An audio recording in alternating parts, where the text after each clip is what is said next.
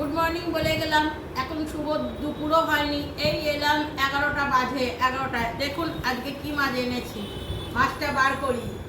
ইলিশ তো নয় বলে দিলাম, কিন্তু এটা হলো কি মাছ বলুন তো, কতটা বোঝা যাচ্ছে জানি না। এটা হলো ভেটকি মাছ। এই দেখুন, এখন সব মাছই বরফে, কি করা যাবে। আমাদের তো এখানে সব চারিদিকে মল, বাজার খুব ছোট বসে। বড় বাজার বসে, বাবার সময় নেই, তাই আজকে আমি বাজারে গেলাম, একটা ভেটকি মাছ নিয়ে এলাম।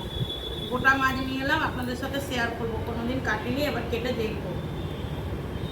দুপুর বন্ধুরা, আমার আজকে এটা কি মাছ চিনতে পারছো? এটা ভেটকি মাছ। ইলিশ মাছের বদলে আজকে রান্না করছি ভেটকি মাছ। এই দেখো আমার কড়াই কি সুন্দর তেল কষে কষে একদম আদা পেঁয়াজ রসুনের তেল ছেড়ে দিয়েছে। কতটা দেখাতে পারছি আমি জানি না।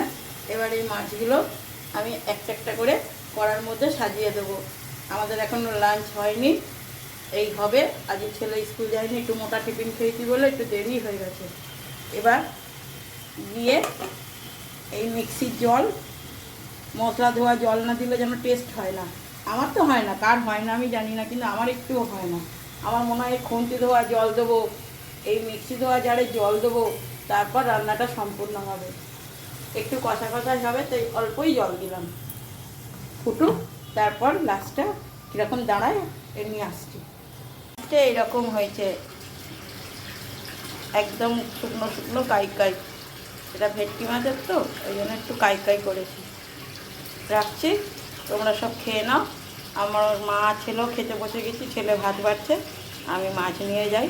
Tata, bye bye.